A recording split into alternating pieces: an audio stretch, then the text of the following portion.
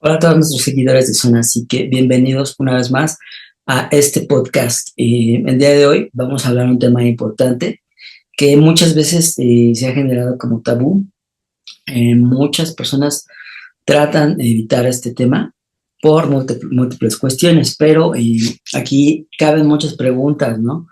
Por ejemplo, si eres adolescente o eres muy joven, te puedes sentir aislado, te puedes sentir que no conectas con lo social, te puedes sentir comúnmente triste y por el contrario, si eres mayor de la tercera edad, te puedes sentir también con la dificultad de convivir socialmente, te sientes igualmente aislado, tal vez muchos de tus familiares ya no están vivos, y estas dos vertientes es donde más se sufre el suicidio, ¿no? En estas dos edades o etapas de la vida. Entonces, muchas veces pensamos que esto nunca nos va a ocurrir, que a mí no va a pasar, como crees? Pero de acuerdo a la suicidología, simplemente el haber tenido un pensamiento suicida ya es un foco rojo, ¿no? Las tasas del suicidio son diferentes en cada región, pero cabe decir que el ejemplo, en Estados Unidos, la tasa es más alta en hombres caucásicos, ¿no? Y los modos de ejercer este acto final pues son diferentes también entre las diversas poblaciones. Eh, en los adolescentes y niños, cabe decir, porque también es un tema tabú, el- acaban con su vida con sobredosis de drogas o, en primer lugar, también con accidentes automovilísticos, que muchas veces las fiscalías darán como accidentes, pero en el trasfondo esconden un suicidio. Y la segunda causa de muerte entre adolescentes es precisamente el suicidio, ¿no? En Estados Unidos. Bueno, el tema se trae a colación porque es muy importante hablar de esto, ya que cada vez que se deja de hablar de esto es posible que existan nuevos actos, nuevos suicidas, ¿no? Y bueno, para esto me va a acompañar Verónica Ordeñana, quien es psicoanalista en la ciudad de Puebla. Hola Verónica, ¿cómo estás? Hola Carlos, pues muy bien, muchas gracias. Los saludamos desde acá, desde la ciudad de Puebla, ¿no? Que pertenece al país en México. Nosotros encontramos de este lado del hemisferio.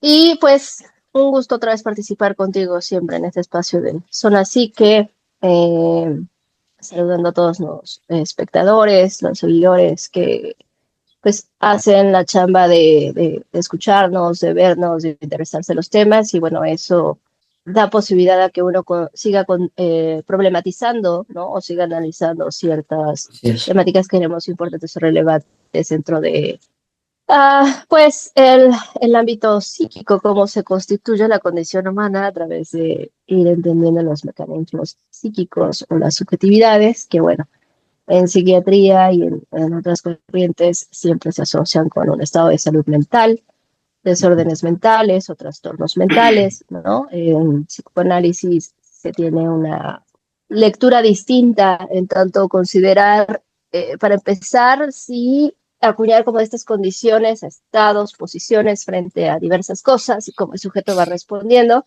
pero también entenderás que son como afecciones más que trastornos mentales, siguen a ser como bajo ciertas circunstancias uno puede generar cuestiones patológicas y propiamente de ahí, bueno, derivar en enfermedades y caer en esta conceptualización de enfermedad mental, ¿no? Porque hay un desajuste, ¿no? En todos los mecanismos psíquicos que pueden alterar la realidad psíquica y generar como pues, estados de ánimo o afecciones que conlleven justamente a desplegar una serie de síntomas que finalmente expresan el sufrimiento del sujeto, ¿no? De la humanidad. Claro.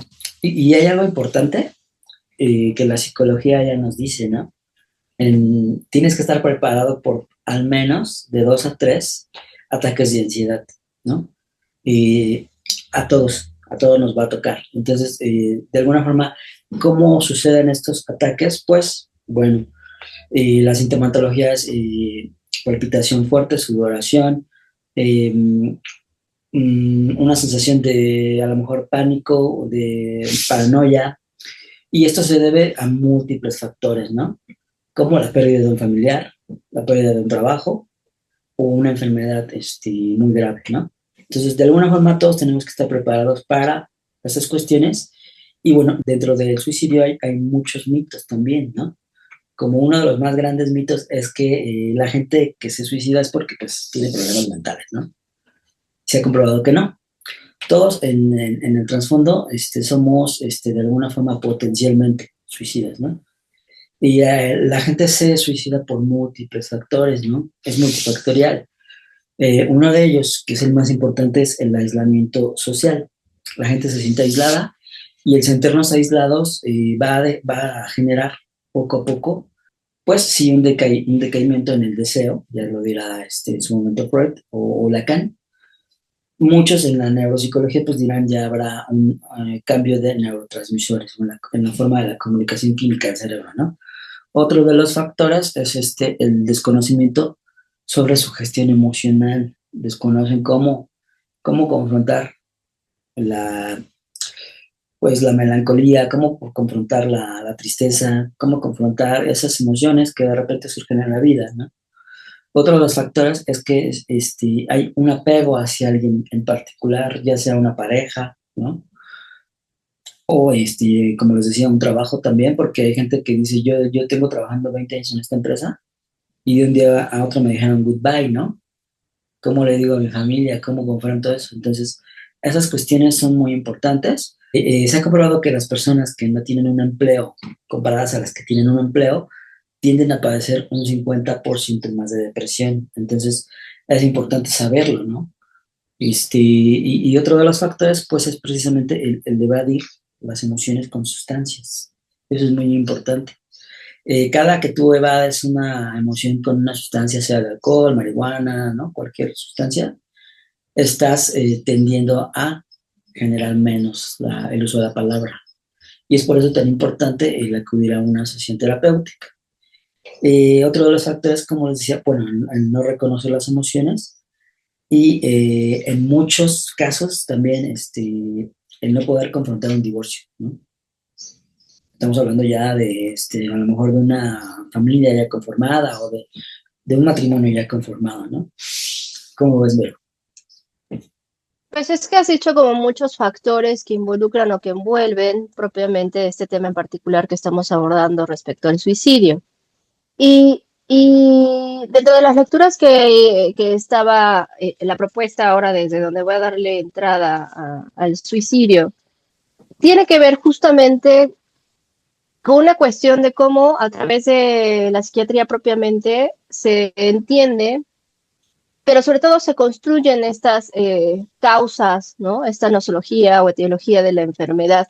Por ejemplo, Brownstein, en su libro Clasificar en Psiquiatría, nos recuerda como puntos muy importantes que seguiré atendiendo en el próximo evento que vamos a tener este 8 de marzo de la Lapsus de Toledo, haciendo un paréntesis y comercial al respecto, porque aunque sean de otros estados, viene junto con pegado y muy atinada la lectura de Brownstein en decirnos que el trabajo de la psiquiatría insiste en asentar estos desórdenes o estos trastornos, ¿no? Porque aparte les incomoda hablar de enfermedades propiamente mentales, ¿no? Eh, Tienen agregada esta concepción organicista, que es en el cerebro y el cerebro la causa de estos malestares.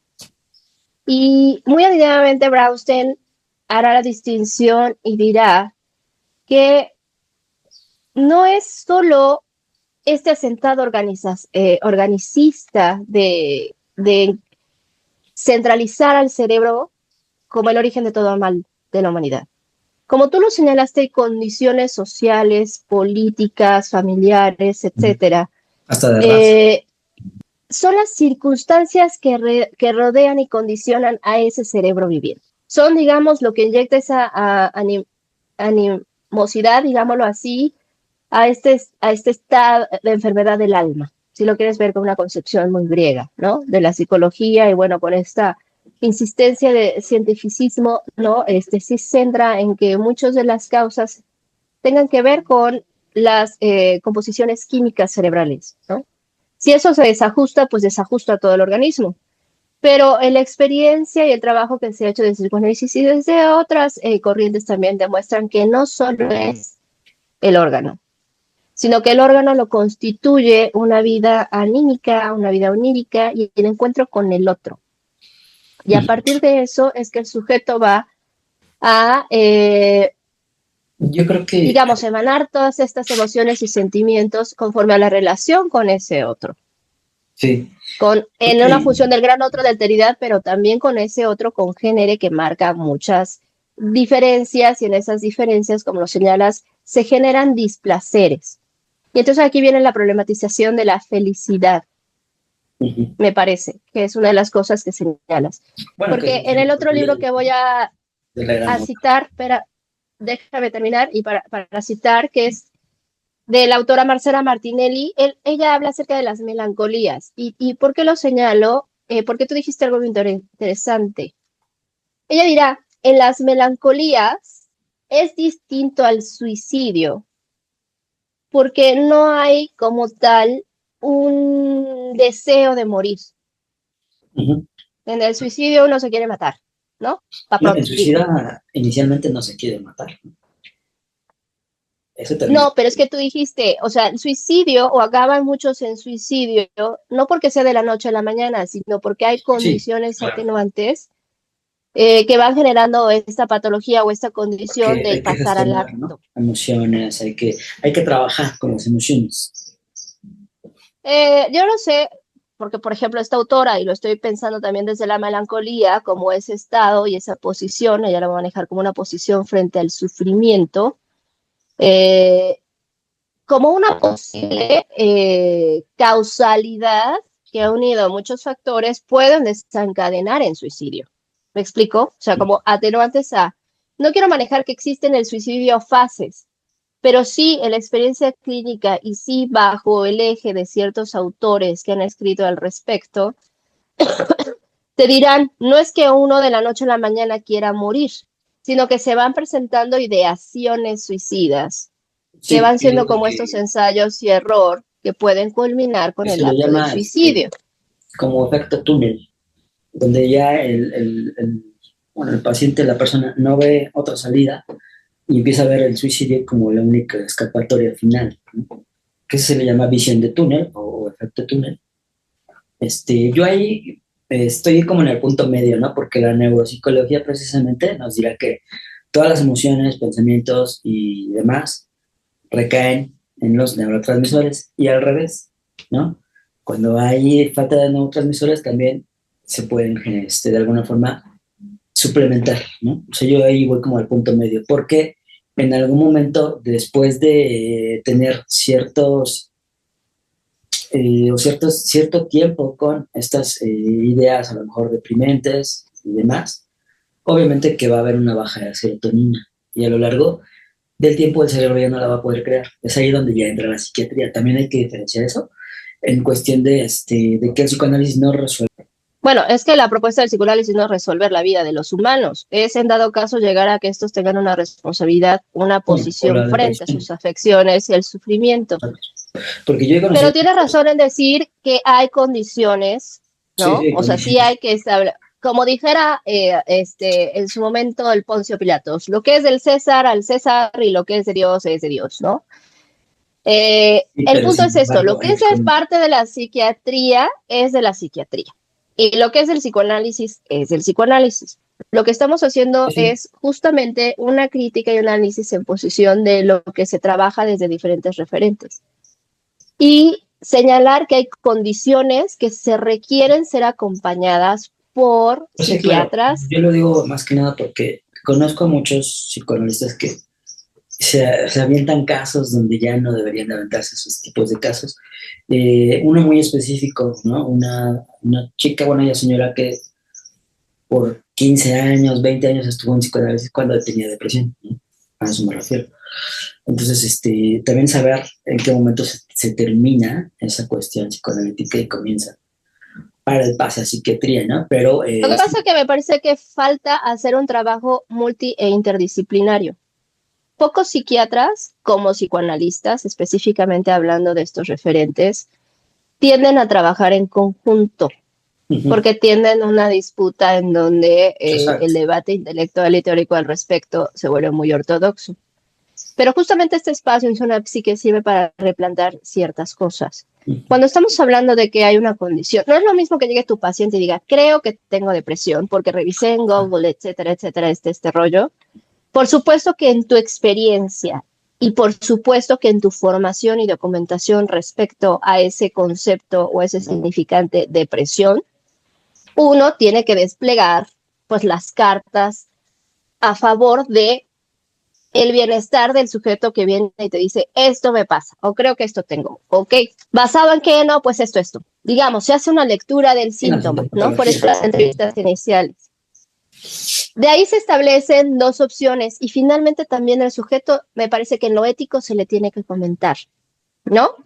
Ujú. Porque el psicoanálisis no trabaja con píldoras, no Exacto. estabiliza mediante No está medicamentos fabuloso. como en el caso del psiquiatra. Entonces, siempre hay que, de esto, la forma de trabajar desde el análisis es que no te voy a dar píldoras. Ahora sí como una estilo Matrix, tú vas a elegir si quieres píldoras o quieres tratar tu afección, descubrir y ir comprendiendo qué te pasa en Sí. esa ignorancia sin, sin el medicamento y es soportar y tener una posición. Ahora bien, en la necesidad que escuches de tu paciente, me parece ético decirle, esto se puede acompañar con un trabajo Con farmacológico un con psiquiatra. Ahí psiquiatra, sí. Sí, porque reconociendo que es para estabilizar, porque la crítica que hace Brownstein es cuando desde la psiquiatría se pierde la ética en considerar que la píldora, la medicalización es el único recurso que tiene el sujeto y no exacto. hay análisis. El acto suicida, también cabe decir que de alguna forma el individuo trata de escapar a una cuestión que ya no puede sostener en su vida, ¿no? O que no encuentra la lógica para sostenerla. Y ve este acto final como el único escape, como les decía, esta visión de túnel. Y de alguna forma, estadísticamente, porque aquí sí es necesario hablar de estadísticas, ¿no? Los hombres consumen el acto más que las mujeres, pero también estadísticamente las mujeres lo intentarán de 3 a 4 veces más. Entonces, de alguna forma, se vive de forma diferente esta cuestión. El 80% es de todas las conductas suicidas es precedido por conductas verbales, bueno, verbales, sí, verbales o escritas en su momento, ¿no? Alguna carta, un escrito. Y la soledad contribuye de forma incidente en todos los casos, ¿no? Es decir, la sensación de soledad. Y la identificación con el suicidio también puede replicar el acto, ¿no? Se ha demostrado en algunos casos. Por ejemplo, después de que murió Marilyn Monroe, en todo el año posterior a eso, hubo más suicidios, ¿no? En jóvenes. ¿Por qué? Porque tienden la idea a replicar por la misma cuestión de la fama y demás. La desesperanza es lo que más contribuye, o la sensación de desesperanza, de que no hay, como dicen, no hay un buen mañana, ¿no? No ven un futuro prometedor. Los patrones de afrontamiento que han tenido durante la vida se repetirán en los últimos días de esa persona, ¿no? Es decir, que ahí como tú me comentabas, ¿no? Es importante en algún momento saber que hay otras escapatorias, que hay otras formas de ver el síntoma, por así decirlo, ¿no? Y el suicida, pues obviamente buscará la solución final en este acto, ¿no? ¿Cómo es? Sí, y como vuelvo a decir, tratar el suicidio siempre ha sido un tema muy escabroso y muy complejo, Uh -huh. porque no se trata de justificar o decir que si está bien o mal suicidarse. Uh -huh. Es que Exacto. en el caso por caso y en la particularidad de cómo se va constituyendo el sujeto a lo largo de su vida, con su historia familiar, con todas estas cuestiones históricas, sociales, etcétera, Sí, cada caso es diferente. uno va generando una postura hacia la vida, una posición frente a la vida. Eso es lo que se está analizando y, digamos, cuestionando respecto al suicidio y lo que el suicidio nos pone el dedo en la llaga a todos, ¿no? Y sobre todo en adolescentes. Pero tú acabas de mencionar algo muy importante. Hay suicidio en tanto lo individual, pero también hay suicidio colectivo. Y a donde quiero llegar con esto es Okay. que sí, en ciertas edades parece que hay un proceso de identificación que genera este sentido de pertenencia o de necesidad de pertenencia y entonces puede incurrir en suicidios colectivos. Ujú. Ahorita por el boom, por las estadísticas y las diferencias masculinas, femeninas, etcétera, las circunstancias, y sobre todo porque ahorita las adolescencias están muy desbordadas, las estadísticas se señalan en función de que se han incrementado. Esa es una realidad.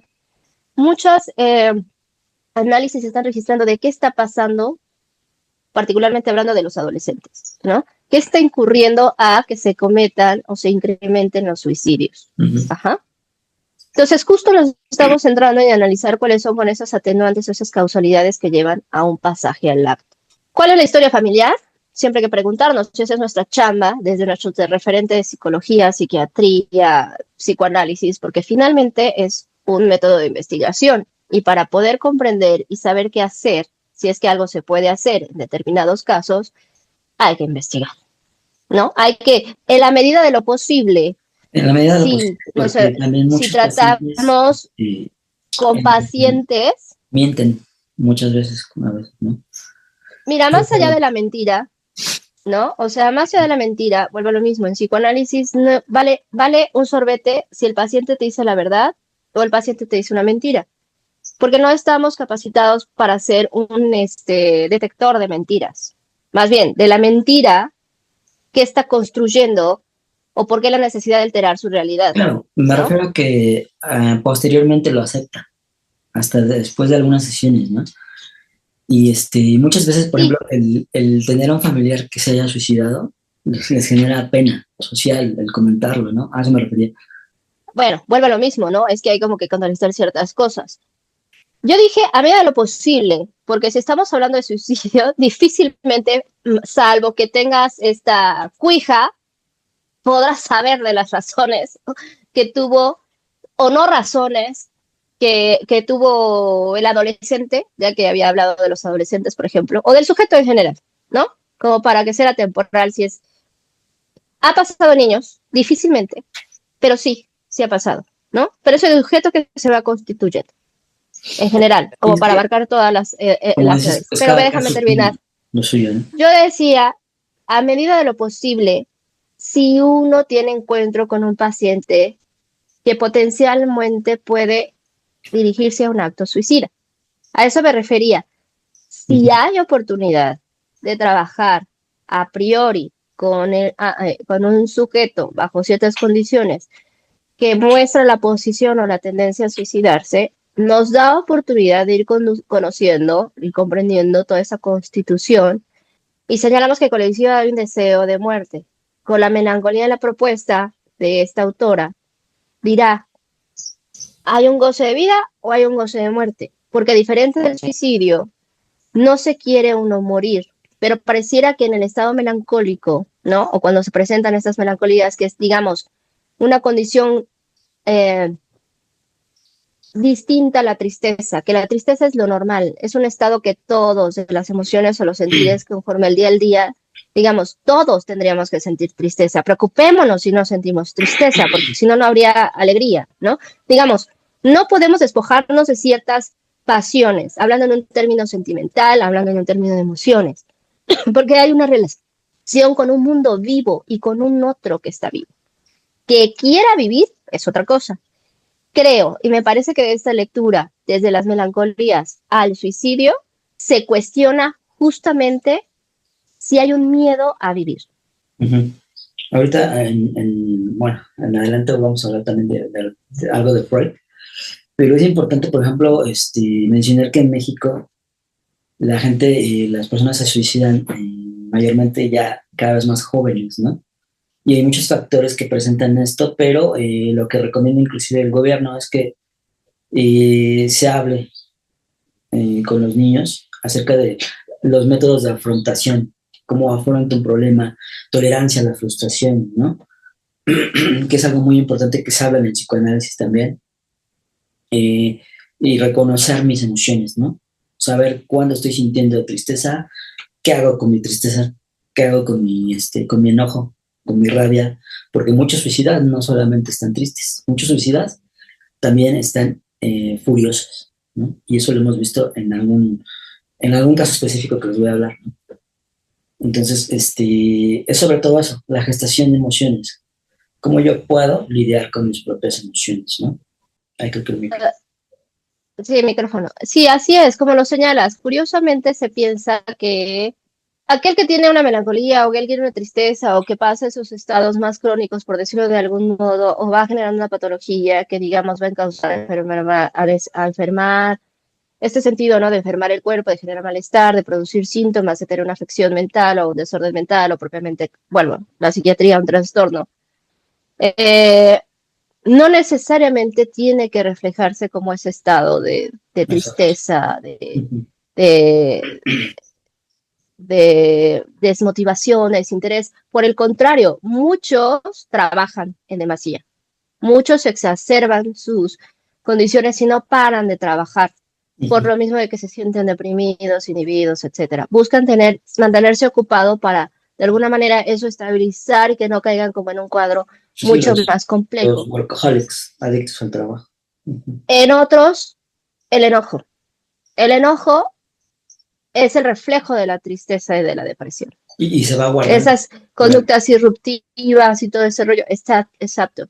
Porque mira, para aceptar que uno tiene algo, tiene que preguntarse, tiene que haber la necesidad de preguntarse qué me pasa. Si Exacto. no hay ese detonante de qué me pasa, no estoy dando lugar a reconocer que algo está mal conmigo. Hay un malestar que me está diciendo o que estoy viendo cómo estoy cambiando el trato de los demás, cómo esto. Ahí sí voy a apropiarme de una concepción de la psiquiatría que me parece muy atinado y compaginar un poco este entendimiento de trabajar. Cuando uno deja de ser funcional, Ujú. funcional en todos los ámbitos, funcional en el trabajo, o sea que ya llegué a un tope en donde si me animaba a ir a trabajar, comunicarme con mis compañeros, o a pesar de que no me llevo bien, etcétera, pero esa constante de estar ahí, ¿no? Esa motivación de estar así, se ve afectado. Ya me da igual ir, no me da igual, ya la responsabilidad va. En el ámbito familiar, por supuesto, no me quiero levantar, no me quiero bañar, no quiero comer, soy rebelde, siempre ando de malas, les hablo mal, ¿no? Etcétera. Y entonces, ¿qué genera eso? Rechazo, ¿no? En lo escolar, porque hay muchos que trabajan y estudian, ¿no? Hay muchos jóvenes que se la juegan así. Ya tampoco, cuando llegas a ese punto, pero no te preguntas qué pasa conmigo y algo posibilite parar, pues esto ya se hizo un efecto dominó. Generalmente, quienes llevan a que sean atendidos estos pacientes es la familia, Sí. lo cual también hace un trabajo más complicado. Y algo interesante, ¿no? Que mencionas, porque, por ejemplo, la gente que trabaja mucho, uno podría llegar a pensar desde fuera que, oye, pues qué padre, está progresando, está disfrutando su trabajo, pero muchas veces el individuo en su parte interna está sufriendo. En realidad, son personas que dicen, yo no tengo que llegar a casa, no tengo ni un perro, no tengo pareja, o cuestiones que empiezan a mermar en el individuo y por fuera vemos a alguien sonriente, ¿no? Que es lo que le llaman en psiquiatría la depresión sonriente también. Entonces, muchas veces, no sabemos qué padece esa persona porque ella misma hasta lo niega, ¿no? O él mismo. Entonces, sí tienes mucha razón en eso, que hay que aceptar en algún momento decir, ¿qué tengo? ¿No? El tener ese valor de decir, ¿qué me pasa? ¿No? Ujú. Por eso lo que se habla acá de la lectura que traigo ahora de Marcela Martínez y que se le echan y que me parece muy bien, sobre todo porque la melancolía se la juega, o ella se pregunta o hace que nos preguntemos si es una posición, sí, frente a un dolor, un sufrimiento que paraliza, ¿no? Ujú. Freud en Doble Melancolía habla muy puntual acerca de las melancolías, que diferente de la tristeza, cuando llegamos como a ese estado, ¿no? O cuando se da lugar a la melancolía, uno, y sobre todo ante pérdidas, por eso es duelo y melancolía, ante pérdidas, uno se quiere morir con el que se fue. O hay esta sensación de que el otro se lleva una parte mía. Y hay un estado de incomplitud, de abandono, de orfandad, que son como otras situaciones que hay que atender. Pero el estado melancólico es igual como, yo creo que el medio entre la depresión, por así decirlo, y la tristeza. Pero Sí, la melancolía cuando estás ahí justamente se cuestiona tu deseo de vivir, o el Exacto. estado en la propuesta de ella como una cuestión gozosa. Es que se movió mi dispositivo Claro, acá. que Freud mencionará en Duelo y Melancolía que precisamente la melancolía es ese estado de recordar algo de forma feliz, pero triste al mismo tiempo, ¿no? Porque ya no estás objeto de deseo, por así decirlo. Eso es muy interesante. Nada más, dame oportunidad de hacer un breve corte y regresamos. ¿Qué te parece? Anotadísimo. Que está muy interesante el texto que traes, ¿no? Ahorita nos compartes bien para ponerla acá en la descripción del video. Bueno, ya estamos de regreso de este breve corte. Comentábamos algo interesante porque, bueno, Sigmund Freud se le debe también, gracias a sus investigaciones, pues todo esto sobre el duelo, porque fue pionero también en eso.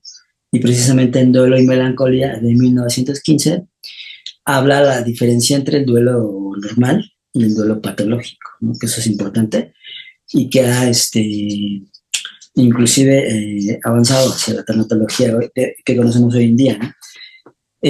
Freud pone esta diferencia primordial entre el duelo normal y patológico porque en la melancolía él nos dice que hay una disminución propia de la estima o del yo, por así decirlo, donde el sujeto empieza a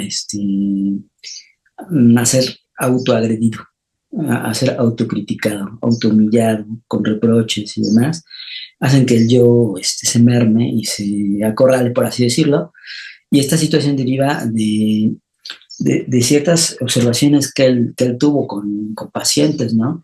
Dentro de esas, pues, sus contribuciones más grandes es precisamente que en el duelo hay un examen, como por así decirlo, de la realidad del sujeto, donde muestra precisamente un objeto perdido, ¿no? Y en diferencia de la melancolía, dice que hay un objeto perdido, pero no se sabe exactamente cuál. En la melancolía, el objeto perdido es más que nada un objeto psíquico, ¿no? O un objeto de deseo. Que esto, Sigmund Freud también comenta que en el duelo la persona ve el mundo como si fuese desértico, ¿no? Como si no hubiese alguien que le extendiese la mano, como si no hubiera, se empieza a aislar precisamente, ¿no? Y estos empobrecimientos del yo hacen precisamente que nos acerquemos poco a poco a una idea suicida, ¿no? Eso es interesante mencionarlo y los soportes pues que ha tenido también Freud, ¿no? En su caso también Lacan, que hablaba del suicidio. ¿Cómo ves? Claro, Lacan, diferente a Freud, va a ver el suicidio incluso como un acto, y eso generó mucho debate y mucha polémica por Ujú, cómo puede dimensionarse o comprenderse el suicidio como un acto ujú. de libertad, incluso lo van a dejar Exacto. ahí. No recuerdo ahora cómo tal en los seminarios, siempre he tenido la mala costumbre de leer y no tener como esta memoria para puntualmente decir en el seminario tal. Sí, sí, es Bueno, complejo. pero el punto es que sí sé muy bien que Lacan, distinto a Freud, va a tener una lectura distinta y Ujú. una formulación distinta respecto al suicidio y lo va a ver como incluso un acto de libertad, para llegar como a esas, si no conclusiones, esa no quiero utilizar determinismo, pero digamos esa finalidad de su lectura respecto al suicidio de Lacan, que vuelve lo mismo, si tú un gran debate para dar continuidad a eso, ¿no? Y no verlo como una cuestión cerrada. Pero el andamiaje o el recorrido que hace Lacan para llegar como a esa eludición del suicidio es bastante interesante y te lleva justamente como a comprender el suicidio desde otra posición, ¿no? O comprenderlo desde una lógica, justamente. Porque no hay razón y sentido para que alguien quiera morirse, ¿no? O sea, si lo vemos de una manera, de una realidad muy fáctica o justo desde algunas posturas muy conductistas, muy organicistas, muy positivistas, ¿no? O sea, no hay Sí, razón ni sentido para dar cabida y por eso choquea tanto el suicidio cuando se sucede, ¿no? Pero una vez que vas comprendiendo la constitución de ese sujeto, su historia familiar, social, etcétera, claro, puedes ir comprendiendo por qué el suicidio, la lectura de Lacan, se convierte en muchos casos un acto de libertad. Es muy difícil llegar a eso, porque muchos entienden el suicidio como justa en este avistamiento de túnel, como no hay salida a. Ujú. Y lo que pone en cuestión es eso, ¿no? Qué Y es tan gradual. vulnerables o frágiles podemos ser ante el vivir y ante las circunstancias de que la vida nos separan y nos llenan mucho de frustración, mucho de estos pensamientos, ¿no? De autoagresivos, de no soy nada, soy una mej, por no Sí, decirlo en diálogo español, interno, ¿no? como llaman. Ajá. Claro, y entonces va generando como una complicación muy existencialista, eso es lo que pasa.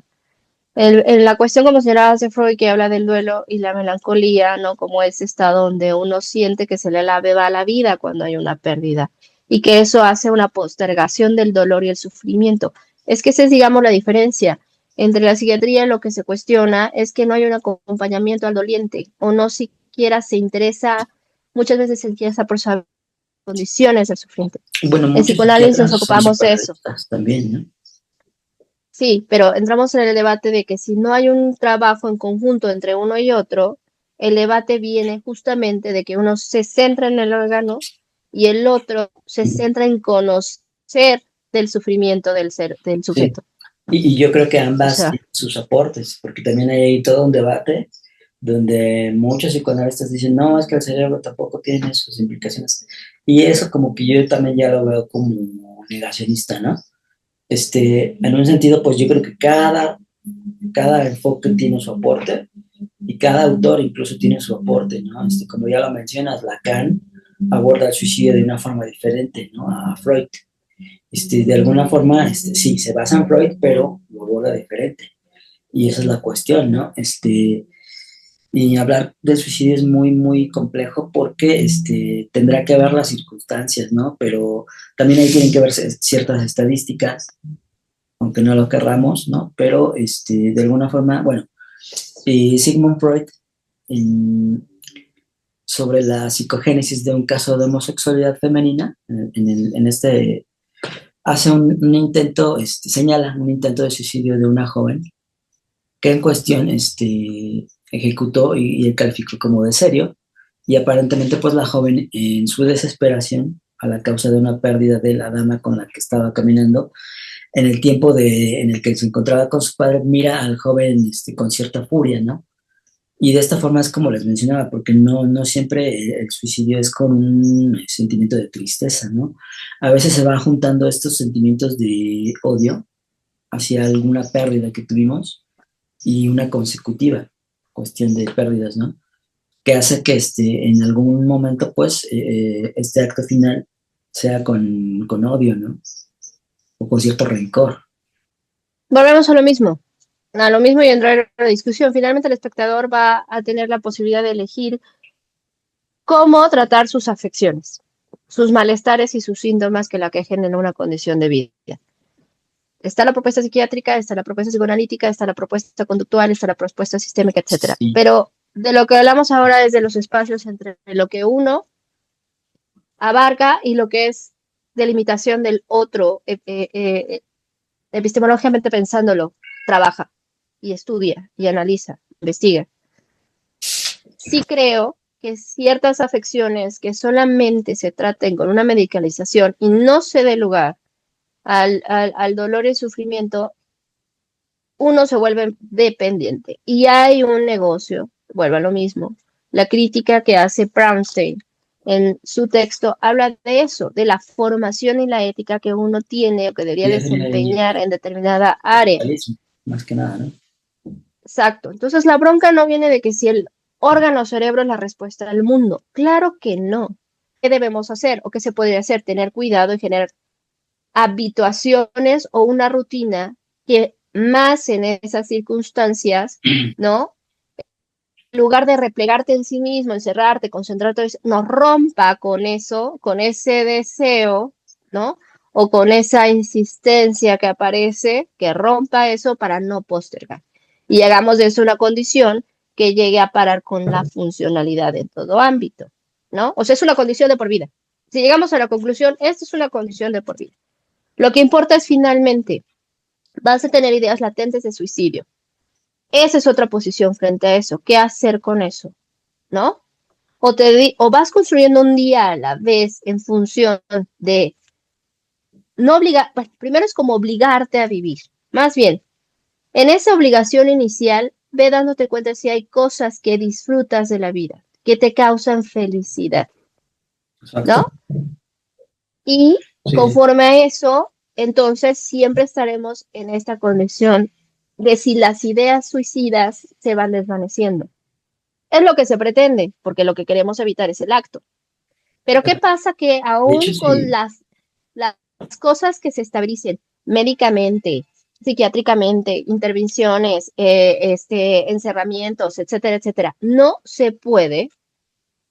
Pues entonces hay que preparar al sujeto, prepararse al analista y también a la familia para decir, hay Ujú. que despedirse. Y también tienen, bueno, se recomienda siempre tener dos o tres opiniones, en este caso médicas o psicológicas, porque muchas veces pues también el psicólogo también se equivoca, el psiquiatra también se puede equivocar, somos seres humanos y por más ciencia que tengamos, el error pues siempre es humano, ¿no? De alguna forma, bueno, me mencionaba lo de esto de que fue primero el huevo o la gallina, pues dijésemos desde el neurodesarrollo, pues está comprobado que primero se gestaron las emociones antes de la razón, ¿no? Y de alguna forma por eso nos cuesta tanto al ser humano actual comprender nuestras emociones, ¿no? Porque llevamos miles de años generando las emociones y en algún momento nos sirvieron como método de sobrevivencia. Hoy en día, Sí, el sistema límbico se desarrolla en edades muy tempranas, justamente en la percepción, la autopercepción, la sensorialidad, y por eso se dice que las primeras infancias, estos estadios son muy importantes y cuidar.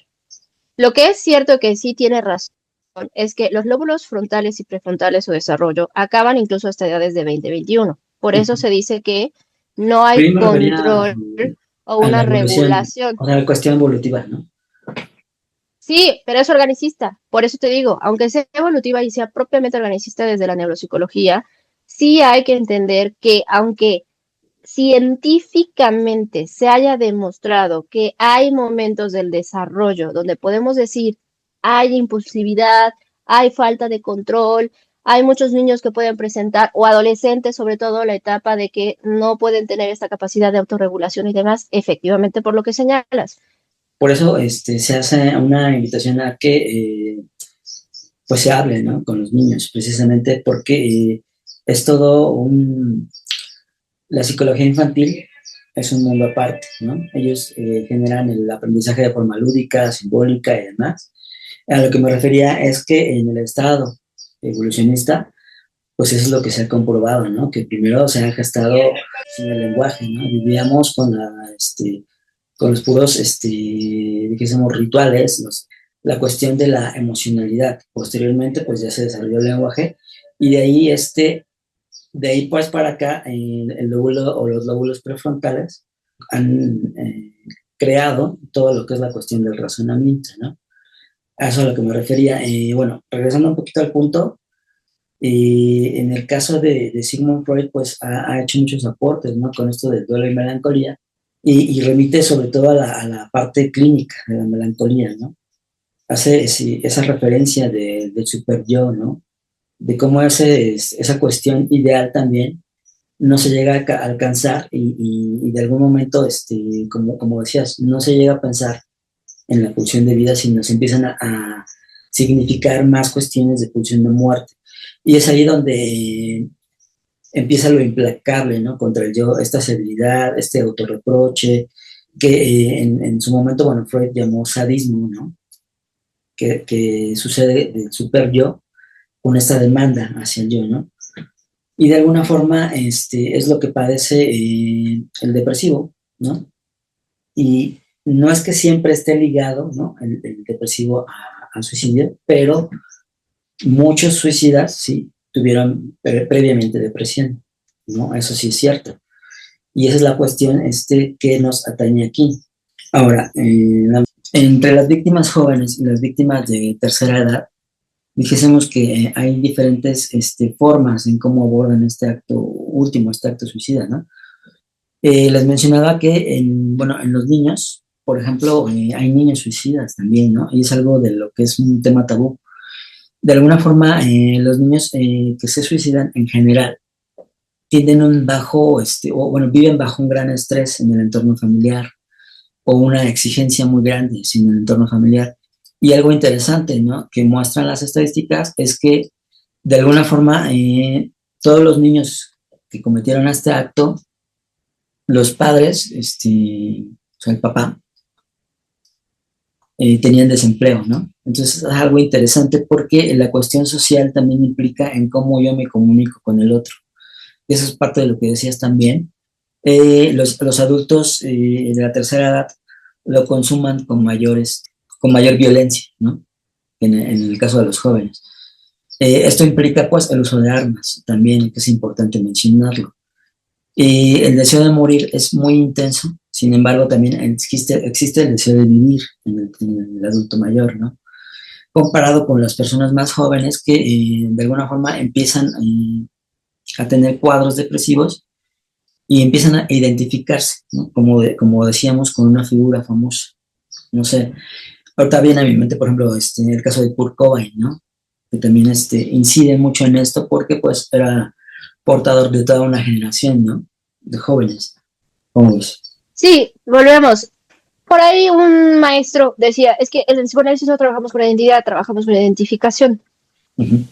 Lo menciono porque si estamos hablando de melancolías, si estamos hablando de duelos, si estamos hablando de cuestiones autoagresivas y demás, estamos hablando o trayendo a evaluación un concepto que va a manejar Freud y que eso va a dar, digo, como un poco más de contextualización, por decirlo así, a comprender, ¿no? Porque uno en estos comentarios de se murió, se fue y una parte de mi vida se fue con él, Uh-huh. ¿no? O ahora los adolescentes o los jóvenes, ¿no? Que están más inmersos en la tecnología que nosotros. Si se descarga el celular, si se olvidaron del celular, o sea, ya entran en una crisis, en una ansiedad casi existencialista que se sienten morir, ¿no? Uh-huh. Porque es un objeto que se vuelve parte de uno. Y eso es Es como parte esta de su función personalidad. narcisista donde uno se identifica, ¿no? No solamente es un objeto que tiene una funcionalidad, es que representa algo de mí, o es una extensión mía, ¿eh? Ese es, digamos, lo complejo de cómo uno puede alterar la realidad y cómo ciertos objetos representan para uno impregnan un simbolismo, un afecto muy particular a diferencia de otros. Porque otros a lo mejor decir, bueno, se me olvidó el celular, no pasa nada, o sea, mi vida sigue, no me genera ni ansiedad, ni... De lo que estamos tratando es justamente cuando uno se desprende de esos objetos que hacemos propios. Ajá. O sea, digamos, justo es un objeto. Una persona no es que se degrade en la concepción objeto, sino que como no hay un objeto en lo inconsciente para decir, esto es mi felicidad, ¿no? Cuando creemos que algo del mundo exterior, de la relación con el otro, nos complementa nuestra felicidad y lo perdemos, nos pone en falta, nos hace a preguntarnos en ese estado de ¿por qué me siento solo? ¿Por qué me siento abandonado? Conecta con esos síntomas de malestar. Por eso se hace de todo un drama.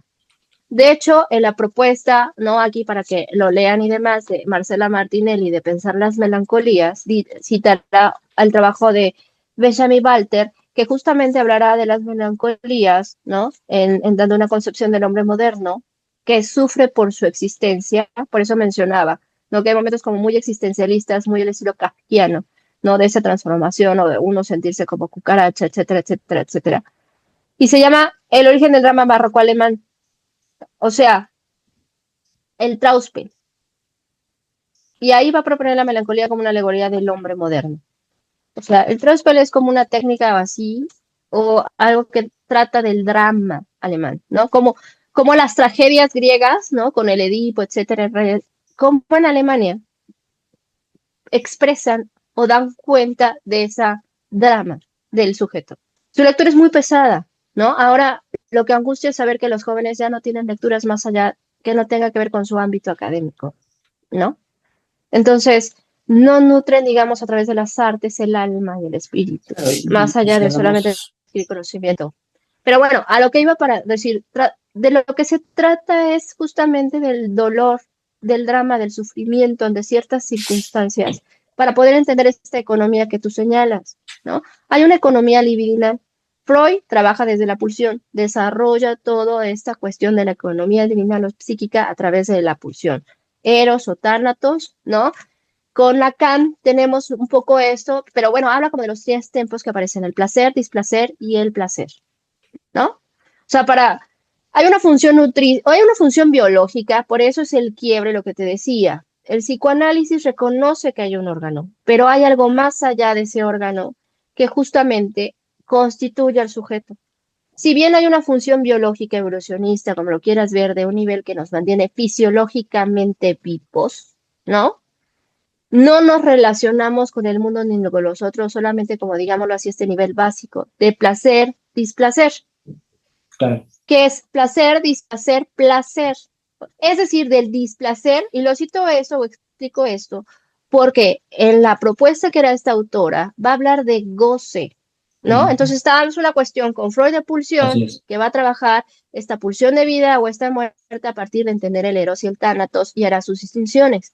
Menciono como estos tres tiempos porque Lacan de ahí recapitulará, analizará, retomará la lectura de Freud y Ujú, entonces con él estaremos hablando de goce constante, ¿no? Mi líbido se permanece constante, en un estado constante y óptimo para que pueda seguir funcionando. Pero hay otros factores que, digamos, eso deprimen, hacen una depresión de la libido. Me agrada la propuesta y la lectura que hace Marcela Martinelli respecto de ver la melancolía. Y si tratamos del suicidio, ¿no? Y estamos construyendo, tratando de negar cuáles son las condicionantes o causalidades que llevan al sujeto a tomar la decisión de suicidarse, ¿no? Son, no lo voy a manejar como fases, porque no se ha trabajado en fases, pero sí una posición frente a la vida. Y cuando los pacientes llegan al diván o cuando los analizantes llegan a análisis, hay que ir escuchando cómo enuncian y se posicionan frente a la muerte, por supuesto, pero también frente a la vida. Y claro. paulatinamente hacer las intervenciones que sean necesarias, ¿no? Porque también es importante, digamos, en qué momento llega. Por eso se les hace la invitación, ¿no? A que pues acudan a una psicoterapia y hablando, bueno, precisamente de lo que decías del existencialismo, incluso Alberto Camus, ¿no? De alguna forma él tenía ya esa idea suicida y 4 años posteriores a este intento de suicidio, él crea, que fue una de sus máximas obras, ¿no? El mito de Sísifo, donde ahí habla precisamente de cómo exorcizar esta idea suicida, ¿no? Y una de sus frases más contundentes es, el acto más grande que podamos realizar día con día es el no suicidarnos, ¿no? Eh, Él también, bueno, es un filósofo a lo mejor de estos que no tan positivistas, por así decirlo, pero de alguna forma dice que hay que aceptar, ¿no? Como es la vida en algún momento. Y esa cuestión tiene que ver también en la aceptación, que sería un proceso final dentro de la terapia, ¿no? Y yo les voy a mencionar también una parte ya como para ir culminando, parte de estadística, ¿no? De suicidios en México. En solo 7 años, del 2010 al 2017, sucedieron 48,000 muertes por suicidio en México, ¿no? Y alrededor de 6,000 suicidios al año, ¿no? Entonces, estamos hablando de unas cantidades muy grandes, ¿no? La tasa es de 5,1 suicidios por cada 100,000 habitantes. Más de 3,000 suicidios son de personas menores de 35 años. 8 de cada 10 son cometidos por hombres y de jóvenes de 20 a 29 años presentan las tasas más altas de suicidio, ¿no? Bueno, estas estadísticas pues nos muestran parte de lo que es el problema ya en nuestro país, ¿no? Entonces, la invitación que se les hace pues es que no nos acostumbremos a, como decías, ¿no? A tener, pues es que yo ya sé que soy triste, ya mi vida es triste, no nos acostumbremos a ese conjunto de ideas, ¿no? Que en algún momento normalizamos, sino que a cualquier pequeña síntoma acudan a un psicólogo, un psicoanalista, para que puedan llevar ese plan terapéutico, puedan conocer su estado interior, ¿no? Puedan conocer hacia dónde va su vida, porque muchas veces pensamos, ¿no? Que el amigo nos va a dar un buen consejo, ¿no? O no, ¿sabes qué? Es que la mamá de mi amigo es, y a lo mejor es psicóloga, pero pues me da los consejos el hijo, ¿no? Esas cuestiones también son importantes de que vayan directamente, ¿no? Acudan al profesional y que pues no se crean tampoco todo lo que ven en TikTok, porque pues como lo decías, ¿no? Las generaciones actuales están muy apegadas a esto del celular, lo ven como ya una extensión de sí y muchas veces se creen todo lo que les dicen y les dan hasta recomendaciones, ¿no? Y yo les digo que cada caso debe ser estudiado porque cada caso tiene sus implicaciones. Bueno, yo con esa parte me despediría. No sé, si... Pues sí, pues agradecer el espacio en Zona Psique, ¿no? Finalmente el trabajo que se haga, las diferencias o que debatimos o pareciera que no estamos confluyendo y demás, tenemos el mismo propósito de abrir espacios que abran, inviten a la gente, a los espectadores a analizar, a reflexionar, en tanto que es nuestro propósito de tratar de prevenir o hacer algo, crear alternativas, aunque a veces no sepamos que no se puede hacer mucho, pero con que uno se pregunte y diga qué me pasa y diga voy a hacer algo al respecto, tener una posición frente a eso, ya la ganamos, ya la ganamos, ya la ganamos, ¿no? Y cierro con, antes de elegir morir, dense la oportunidad de vivir construyendo otra realidad, por ¿no? ejemplo, Angelina Jolie, ¿no? Confiesa que en algún momento ella quería suicidarse, pero no tenía el valor y contrató a un asesino profesional para que lo hiciera y tratando de aparentar que fuera un accidente, ¿no? En su carro. Entonces, este matón, por así decirlo, le dijo, ¿sabes qué? Mejor te voy a dar 2 meses para que lo pienses porque es muy joven, ¿no? Y de alguna forma esos meses le valieron tanto para hacer esa autorreflexión y demás y acudir al psicólogo para que se salvara, ¿no? De alguna forma es ese tiempo, dense ese tiempo, ¿no? Pongo como referencia ese caso de Angelina Jolie, que hoy la conocemos que es una gran actriz, ¿no? Y que en sus vidas hemos perdido de sus grandes actuaciones también. Claro, es que a veces teniéndolo todo, o creemos que muchas personas como Angelina, en que se vuelven referentes, que asumimos que tienen la vida resuelta, pues son sujetos que hay circunstancias o sentires propios que dicen, bueno, no hay razón, no hay sentido, tengo todo, pero aún así hay algo que me invita o hay algo que surge dentro de mí que está reconociendo que no quiere vivir, que no hay un deseo de vivir y cuestiona mucho. Pero esa es la invitación. Antes de elegir morir, primero dense la oportunidad de vivir, construyendo una realidad distinta. Y pues agradezco, ¿no? Que en el tiempo que nos brindan, el tiempo que permanecen, los likes que nos compartan, que nos den espacio en otros lugares, que ustedes sepan, bueno, les agradecemos mucho. Y bueno, me pueden encontrar como Verónica Ordeñana en Facebook, en Instagram igual. Tengo la página de fanpage de Infancia, Psicoanálisis y otros saberes, ¿no? También en Instagram pueden ubicarnos ahí. Y bueno, por supuesto que en Zona Psique con estas colaboraciones que hacemos de manera mensual.